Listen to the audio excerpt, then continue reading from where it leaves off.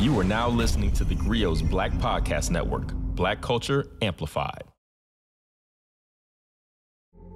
On October 13th, 1991, one of the most promising lights in the Black community was extinguished on the streets of South Central Los Angeles. This was a light who shone so bright that to date, according to our research, he is the first and only person to take the SATs on a Saturday morning and receive his fully scored test results on a Sunday afternoon, delivered by the postman. This is somebody whose import is so substantial to who we are and what we stand for as a community that he's simply known by one name. Ricky!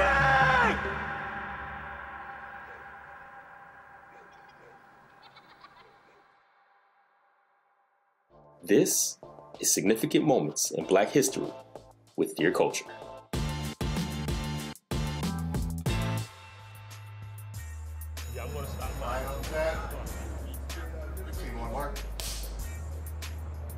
Well, I think when you think about Ricky Baker, he is a tale, even if you don't know the story of Ricky Baker.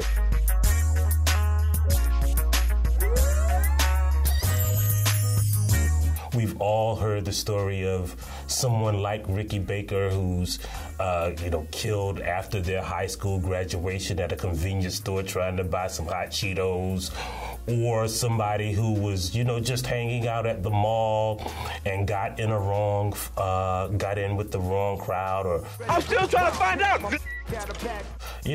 Ricky Baker is the example of a cautionary tale that everyone has heard about. There's always one star athlete who he could have been the one if only he hadn't been gunned down outside on the strip, or if only he had stayed in the books or hadn't got involved with the wrong crowd. Oh my God. My name is Michael Harriet. I am a columnist at theGrio. I can remember going to the guys in my neighborhood and breaking the news and how they poured out a little bit of their 40 for him. At the time, St. Ides was the thing. And I imagine that St. Ides made a hefty profit from just the little bit of beer that was poured out, and people had to replace that by buying, of course, another 40 ounce. I am Monique Judge. I am a storyteller and a writer from Los Angeles, California. I knew Ricky because his girlfriend is my ex-boyfriend's cousin. I mean, he was well known for football, but also because, his brother was also really well known. So we got a problem here. We got a problem. The two of them together, like if you mention one, you mention the other kind of thing. I mean, they were brothers, and you knew that they cared about each other. But because they were so different, Ricky was into football. He really was focused on that. And Doughboy was in the game. You know what I'm saying? So they were at odds in that regard. Plus, I don't know if you know their mama, but she kind of favored Ricky over Doughboy. I always knew you would amount to something. And I think that probably caused some tension too. Because Ricky was her golden child, and Doughboy was just the screw up. Why you hitting me? Yo, Dope. Why she hit you? He went to jail, all that kind of stuff. So that I feel added to it or whatever. But at the end of the day, that was Doughboy's brother. He was going to be down for him no matter what. You know what I'm saying? People in the community talk about what it meant to them, what the death of Ricky meant to them. And you obviously came up quite prominently. What they said about Doughboy? Well, that's funny you mentioned that. What's kind of unsaid here is that, we know that Doughboy and Ricky had different daddies. You could just look at them and tell, because Doughboy, why didn't Doughboy play any football? Why was he the opposite of the athlete that Ricky was? I don't think that has anything to do with the father in the home. I think what this tale, is about is, sure, like if Ricky had a father in the home, maybe Doughboy wouldn't have been a gangster. That's why fools be getting shot all the time. Trying to show how hard they is. Ignorant.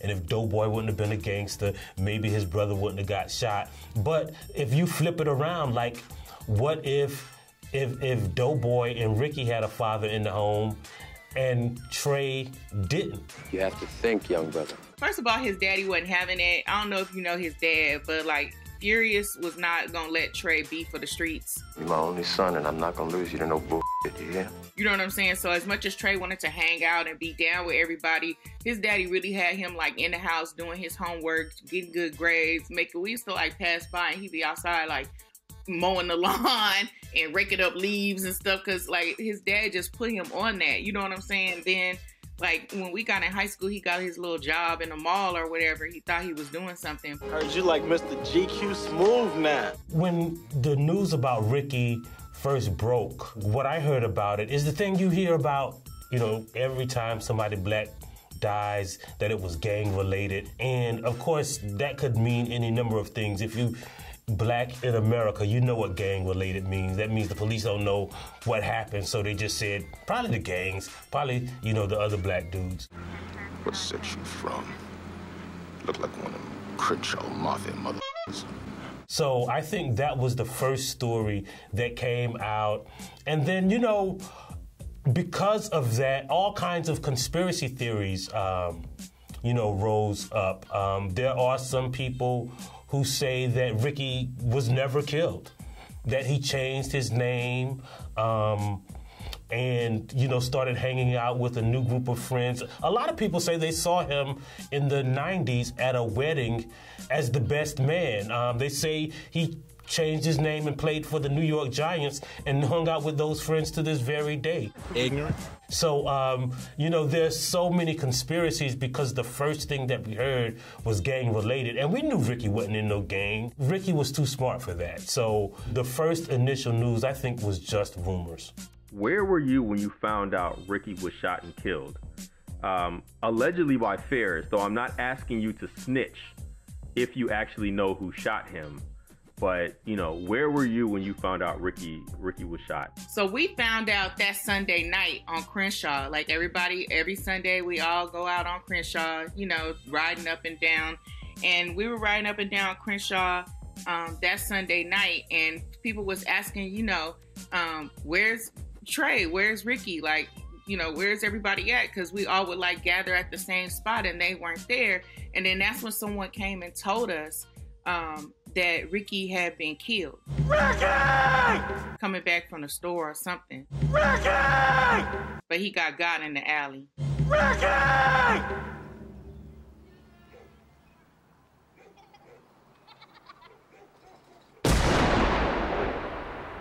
And how did you feel when you heard that news that Ricky was shot? Man, when the news of Ricky getting killed hit the neighborhood, everybody was sad. You know what I'm saying? Because it's like, here's this dude, we all grew up with him, we knew him, like, you know, and like I said, he was a cool dude. He never bothered anyone. He just mind his business and go to school, play football, and that's it. And, you know, when something like that happens, it's kind of like traumatic, because then you start thinking about it could be you next. You know what I'm saying? And look, I'm not saying I know who did it. What am I supposed to do? Fool roll up, try to smoke me? I'm gonna shoot the motherfucker if he don't kill me first. But what I'm saying is, that person, you know, they just be out there anyway wilding. The person that they said did it, right? I'm not gonna say their name, but you know, and so you start thinking like something like that might can happen to you. Like, it's a lot of kids in our neighborhood, so don't nobody want to have to worry about some dude riding up and down the street shooting people. You know what I mean? Well, I think Ricky's death, if he died, symbolizes the fragility of life in general. I think it is the limitations and the ceilings put upon us by circumstance, right? If Ricky lived in the suburbs, who knows? He might not have been involved with a few that, from news reports and from rumors, it seems like he really didn't have anything to do with.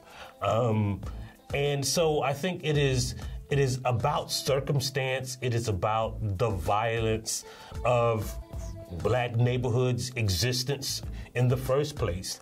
The idea that we are herded into these, metaphorical cages in neighborhoods. And during that time, there was the gang life that was sprouting up around America. And one would hope that many people took away from that if you get involved in that kind of life, or even, get associated with it on the periphery, then you could end up like Ricky. You could end up shouting, when one of your friends shouting and crying in an alley over your dead body. You could end up with him punching at the air while his girlfriend comforts him. I feel like Ricky dying had an impact on Black America because he was like a symbol of promise. You know what I'm saying? Like, that boy was really probably going to do something in the NFL, in the world. Again, he had a son, and that baby grew up without knowing, his daddy, because he was just a little baby when Ricky died. And I think that it just makes us think about how precious life is and how we need to, be careful the things that we do, the places that we go, the people that we hang around, because you never know what can be waiting for you around the corner.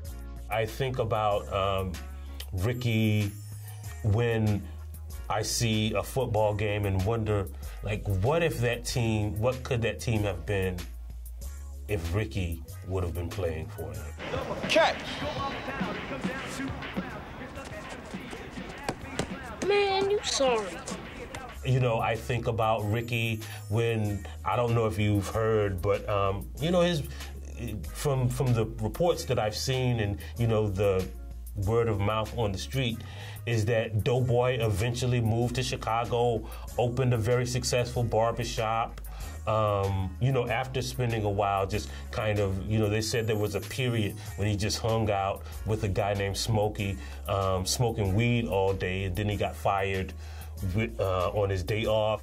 Damn!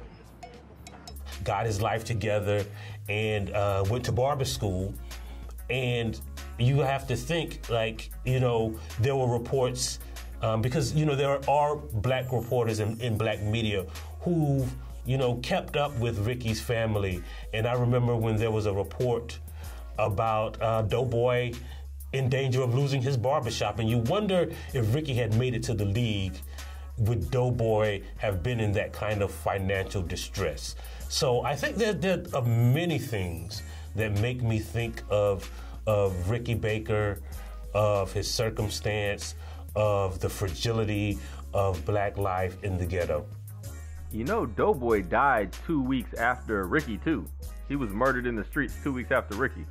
Well, I heard that they say Doughboy died 2 weeks after Ricky, but again, right, like, we really don't know. They'll tell you anything, right? Because, I've seen those pictures of that dude at that barbershop, and he looks a lot like Doughboy. Who knows, right? Like, maybe those killers were arrested and Doughboy and Ricky were in witness protection.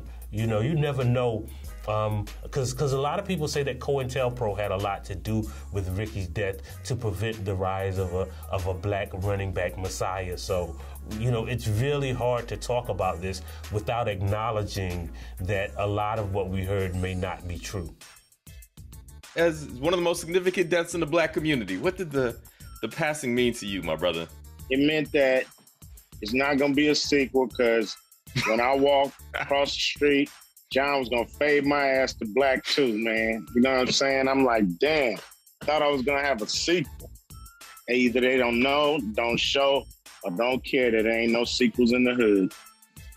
I think ultimately, when I tell young people or tell, my children about the story of Ricky Baker, I tell them about a guy who worked hard, who had a promising future, who was held down not by financial problems or his neighborhood, but by his family. And I think that it is a cautionary tale about how we must all lift each other up, right? If you're going to be a gangster, that's your personal choice, but you have a responsibility to protect literally your brother from harm.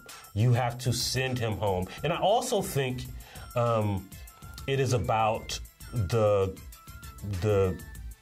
need to understand your circumstances. I think we should teach little kids that if somebody shoots at you, you know, you have to run in a serpentine fashion. And I don't know if that would have saved Ricky's life, because of course it was an alley, and if you know anything about that was a Winchester 500 shotgun, double-barreled, that Ricky was shot with, which is a smoothbore shotgun. So when you shoot buckshots, they spread out. So, you know, I've heard people say that he should have run in a serpentine fashion. We don't, you know, he probably would have been hit anyway. But, you know, when you look at the logistics of what happened to him, it wasn't the stopping to pee that doomed him. It wasn't being affiliated with a brother.